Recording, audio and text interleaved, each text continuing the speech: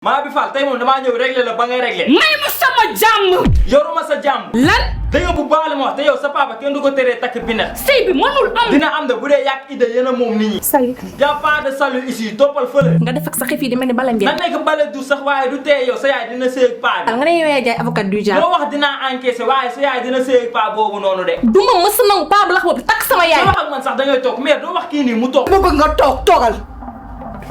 waaye yow dëjul gisee yow ba moytul di nga am lu la métti de. léegi yow qu'est-ce que tu comptes faire. sama rakk laa lay booleel mu defaral la bagage léegi.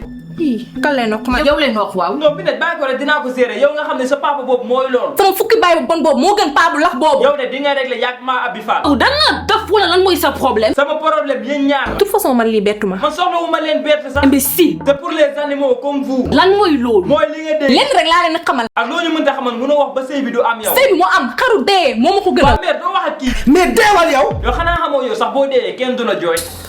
jarul yàgg maa Abi Fall yéen a ëpp problème ci àdduna maa Abi Fall moom daf maa bett. Non mais sincèrement, ne me mets pas la honte. yow si honte nga dëkk. J'en ai assez subi. man sax damaa xamul yow idée lan ngay bañee paa bi takk sa yaay. ndax paa bi heure bi waroon na koo fekk muy jàpp ko julli toog xaar mawtu jël si ko muy doxaan. waaw mais yaa ngi dégg lu idée di wax. yow deewal.